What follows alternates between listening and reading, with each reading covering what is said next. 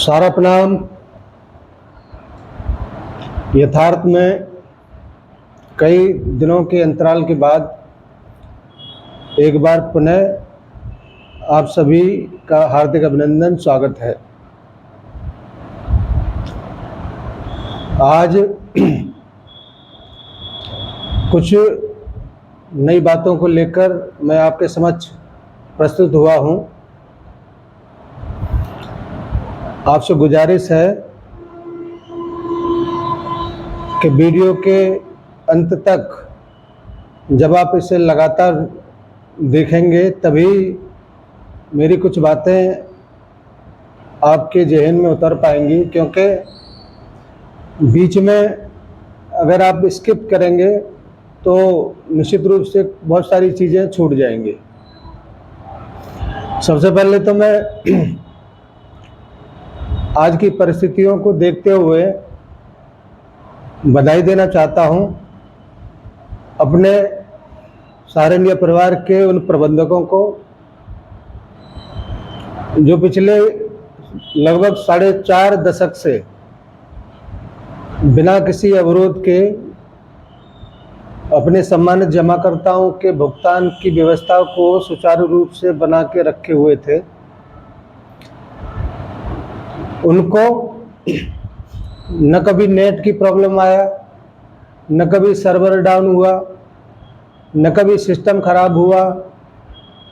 अन्य प्रकार की जो भी परेशानियां हैं उनको कभी नहीं आई, क्योंकि सबसे बड़ा जो जज्बा उनके अंदर था वो था हमारे सम्मानित जमाकर्ताओं के जो भी परेशानियां हैं, जिससे उनको कष्ट होने वाला है, वो कष्ट न हो। इस वजह से वो दिन निकलते ही उन जमाकर्ताओं के लिए अपने आप को झोंक देने का काम पिछले 4.5 दशक से लगातार करते चले आ रहे थे।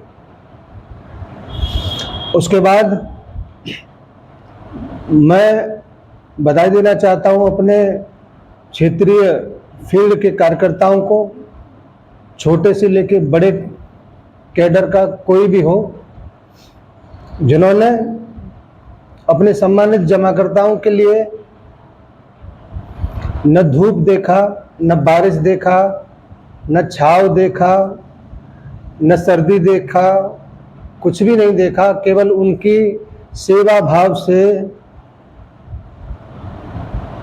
जो भी तकलीफ थी उसको दूर करने का हर संभव प्रयास किया। एक ही उद्देश्य उनका था कि हमारे किसी भी सम्मानित जमाकर्ता को तकलीफ न हो।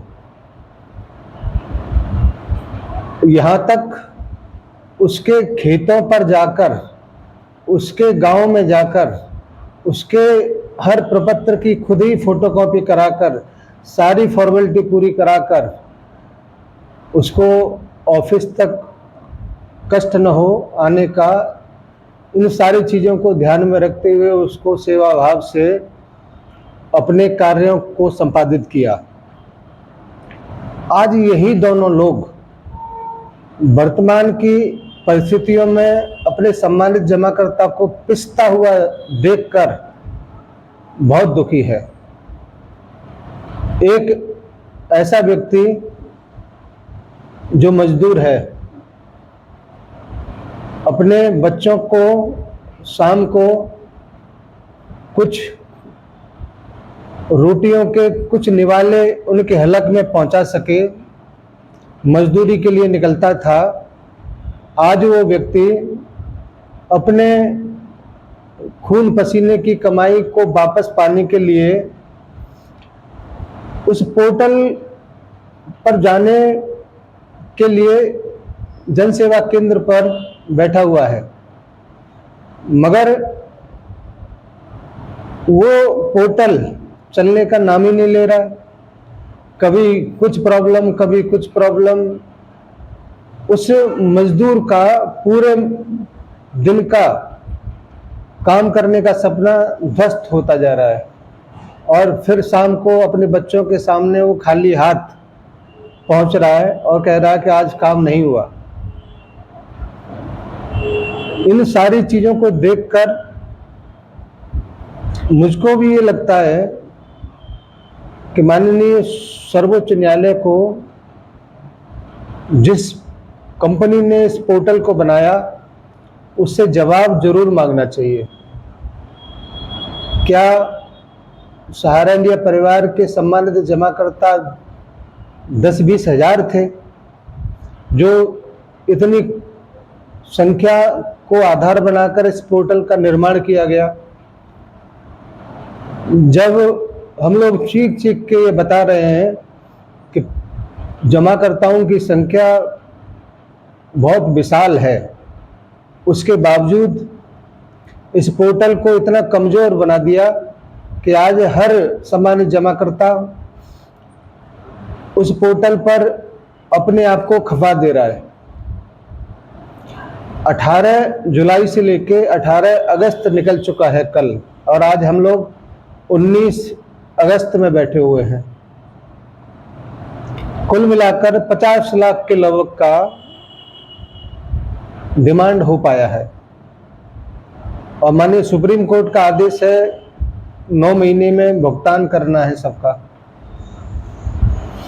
तो क्या माननीय सुप्रीम कोर्ट के आदेश की अवहेलना के लिए स्टॉक होल्डिंग कंपनी लिमिटेड बिल्कुल अपने आप को मोटिवेट करके बैठा है कि हम इसके पालन नहीं करेंगे, या जो भी इस पोर्टल की देखरेख में लगे हुए हैं वो क्या उम्मीद करके बैठे हैं कि ये सारा का सारा डिमांड टाइम से पहले हो जाएगा, जिससे माननीय सुप्रीम कोर्ट के आदेश की अवहेलना न हो? ये सोचने का विषय है। माननीय सुप्रीम कोर्ट भी इस मामले को जरूर देखे कि आखिर कार्य प्रोग्रेस कहां तक पहुंचा, और अगर पोर्टल को, सहारा रिफंड पोर्टल को अगर सहारा की ज़रूरत है तो उसका भी आदेश माननीय सुप्रीम कोर्ट करे, तो शायद हमारे बहुत सारे करोड़ों सम्मानित जमाकर्ताओं को बहुत बड़ी राहत मिले। आपको केवल सम्मानित निवेशकों का सत्यापन ही तो कराना है आधार से, और उसको हमारे सहारा इंडिया परिवार के जो सॉफ्टवेयर है ब्रांच ऑटोमेशन, उसको भी, उस पर भी आधार को जोड़ा जा सकता था, लेकिन शायद श्रेय किसी को लेना था। इसकी वजह से हमारे कार्यकर्ता, हमारा प्रबंधक और हमारा सम्मानित जमाकर्ता इन सारे स्वार्थों के बीच में पिस कर रह गया है। आज बहुत सारी समस्याएं उस पोर्टल पर हैं, बहुत सारी दिक्कतें ऐसी हैं जिसको आम जमाकर्ता सॉल्व नहीं कर पा रहा है। शायद स्टॉक होल्डिंग शेयर कंपनी ने इस बात को जरूर सोचा होगा कि सहारा का डिपॉजिटर शहर का होगा, तो जो भी समस्याएं होंगी वो पढ़ा लिखा है तो आराम से उसको सॉल्व कर लेगा। लेकिन हकीकत इस बात का है कि 70 से 75% लोग गांव देहात ऐसी जगह से हैं जहां पर बैंक नहीं पहुंच पाया, वहां पर सहारा का जमाकर्ता आज भी सहारा का डॉक्यूमेंट्स लेकर खड़ा हुआ है इस उम्मीद के साथ कि मैं भी पोर्टल पर डिमांड करूंगा, मेरा भी कुछ पैसा अकाउंट में आएगा। ये सारी बातें इस वजह से और कहा जा रहा है कि सहारा का जमाकर्ता बहुत ही निम्न स्तर का पढ़ा लिखा अधिकतर है, छोटे से तबके का है। वो इन सारी दिक्कतों को कैसे फेस कर पा रहा है आप उसे समझ नहीं सकते। बहुत ऐसे बुजुर्ग लोग हैं जिसको आप देखेंगे तो आंख भर आएगी। वो हम लोगों के साथ आज इस बात को लेकर संवाद कर रहे हैं कि बेटा हम लोग जाएं तो जाएं कहाँ। सुबह चाय पी के आते हैं और शाम को रोटी नसीब होती है। कभी इन बुजुर्गों के तकलीफ के बारे में भी तो सोचना चाहिए था। कुछ ऐसी बातों को जरूर सामने रखकर इस सारी व्यवस्थाओं को बनाना चाहिए था जिससे कि कम से कम आम जन को तकलीफ हो।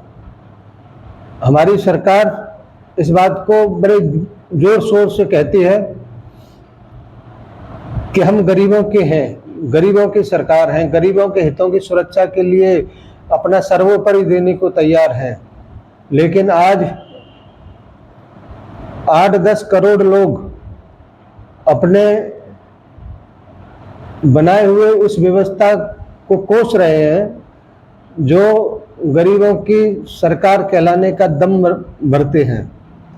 इसीलिए हम सभी लाखों कर्तव्ययोगी साथियों का ये आग्रह है कि जल्दी से जल्दी इन सारी समस्याओं को, दिक्कतों को मिल बैठकर दूर करते हुए इसका कोई ऐसा समाधान निकाला जाए जिससे कि आम जन को दिक्कत तकलीफ न हो। और इसमें सहारा इंडिया परिवार को भी इन्वॉल्व किया जाए जिससे उनके जो जमाकर्ता हैं उसकी तकलीफ को वो बेहतर तरीके से समझते हैं। इसको अगर आप बेहतर तरीके से समझेंगे तो समाधान जरूर निकलेगा।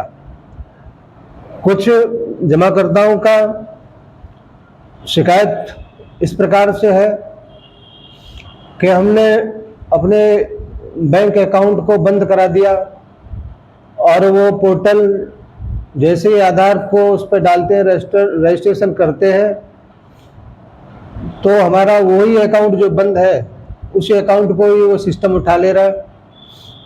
इसका एक छोटा सा समाधान अभी 1-2 दिन में ही मिला है, उसको मैं थोड़ा सा सब लोगों के सामने क्लियर करना चाहूँगा।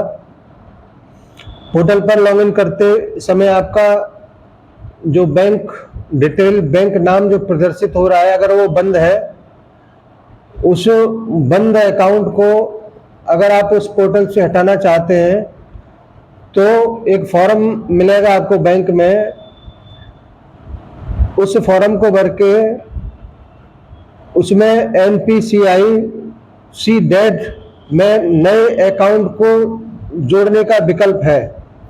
उस नए अकाउंट को जब आप जोड़ेंगे और अपडेट हो जाएगा, जब वो पोर्टल पर सामने नजर आने लगेगा उसके बाद ही आप उसको डिमांड करें जिससे कि नए अकाउंट उस पर अपडेट हो जाए।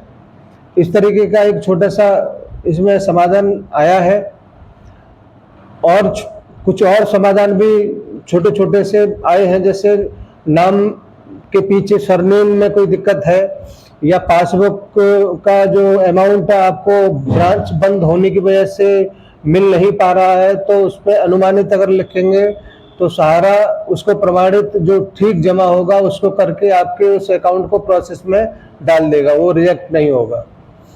साथ ही साथ मेरा जनसेवा केंद्र वालों से भी विनम्र आग्रह है कि जो भी सहारा का कागज लेके आपके पास पहुंच रहा है उसको अपने कुछ पैसों के चक्कर में गलत तरीके से आप उसको पंच न करें। बहुत सारी डिटेल जो सहारा का ही भरना है उसमें उसको आप लोग भरिए जिससे हमारे सम्मानित जमाकर्ताओं को सही रिफंड दिया जा सके। अगर आप जल्दीबाजी में ज़्यादा पैसे कमाने के चक्कर में उल्टा अगर सीधा अगर भर देंगे तो आप इस बात को मान के चलिए कि 3 सितंबर के बाद जैसे ही 45 दिन फाइनल होगा और 10-10 हज़ार का जो पहला इंस्टॉलमेंट सब लोगों को जो मिलने जा रहा है उसमें बहुत सारे लोगों का नहीं जब आएगा तो आप लोग क्या, कहाँ और कैसे क्या जवाब देंगे, ये बात को आप सोच के रखिए। क्योंकि सामान्य जमाकर्ता जब अपने पड़ोसी के अकाउंट में पैसे पहुंचता हुआ देखेगा और अपने अकाउंट को खाली देखेगा, जबकि दोनों एक जगह से हुए हैं, एक साथ में हुए हैं, तो निश्चित रूप से जवाब आपको देना है।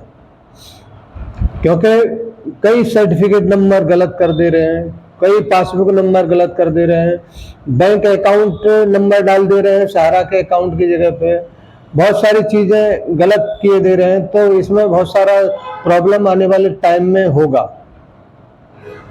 एक बात और मैं यहाँ पर सबके सामने रखना चाहूंगा कि 50 लाख के लगभग का डिमांड हो चुका है, यानी कि सहकारिता मंत्रालय को अब बहुत जल्दी सुप्रीम कोर्ट की तरफ मूवमेंट करने का अपना प्लानिंग जल्दी से जल्दी कर देना चाहिए। क्योंकि एक छोटा सा सैंपल में दे रहा हूँ, मान लीजिए 1 करोड़ लोगों का डिमांड अगर बनता है 45 दिन के अंदर, और सबको अगर 10-10 हज़ार रुपये ही देना है, तो वो 1 करोड़ मल्टीप्लाई अगर 10,000 से करेंगे तो 10,000 करोड़ हो गया। जबकि परमिशन आपको केवल 5,000 करोड़ का है, तो इससे पहले वो 1 करोड़ का डिमांड बने, आप जल्दी से जल्दी माननीय सुप्रीम कोर्ट की तरफ और धनराशि डिमांड करने के लिए मूवमेंट की तैयारी करना शुरू करिए, जिससे कि ये जो डिमांड का प्रोसेस है वो रुकने न पाए। क्योंकि 45 दिन, पहले 45 दिन टाइम लग रहा है, उसके बाद नेक्स्ट अगले 45 दिन तो हर दिन पूरे होंगे। 3 सितंबर को 45 दिन पूरे हो रहे हैं, फिर 4 सितंबर को 19 तारीख को जिसने किया उसके पूरे होंगे, फिर 20 जुलाई को जो किया उसका पूरा होगा, तो वो तो हर रोज 45 दिन पूरे होंगे। तो निश्चित रूप से फंड ट्रांसफर की प्रक्रिया और तेज करना पड़ेगा। इसलिए आप सभी से आग्रह है कि अपने जो भी दुख तकलीफ प्रेजेंट टाइम पर सह रहे हैं, झेल रहे हैं, थोड़ा सा उसको मैनेज करते हुए पोर्टल पर जाके किसी भी प्रकार से ठीक डिमांड किया जाए, जिससे आपको आने वाले टाइम में कोई दिक्कत महसूस ना हो। ये बातें थी आपके लिए, और मैं जल्दी ही आपके बीच कुछ नए अपडेट लेकर फिर दोबारा से उपस्थित होऊंगा। मुझे उम्मीद है कि ये आपको जो कुछ भी मैंने बोला है अपने जमाकर्ताओं तक अवश्य पहुंचाएंगे, उसके दुख दर्द को, और थोड़ा सा दुख दर्द जो कुछ भी और बचा है उसको भी सहने के लिए प्रेरित करेंगे, जिससे कि फिर दोबारा से ये हमको सहना ही ना पड़े। सभी साथियों को एक बार आभार, सभी को सादर सहारा प्रणाम।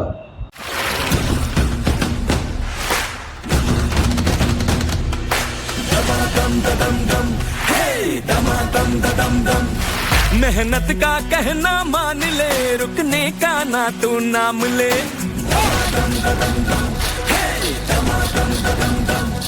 उम्मीद है, अरमान है, हम खुद अपनी पहचान है, हम हैं सहारा, हम हैं सहारा, विश्वास की बहती धारा।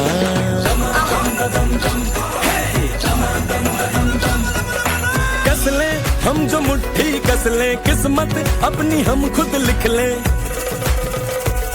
बढ़े हर कदम जोश हमारा, हम हैं सहारा, हम हैं सहारा, विश्वास की बहती धारा। सहारा इंडिया परिवार, आत्मविश्वास की ताकत। सहारा प्रणाम।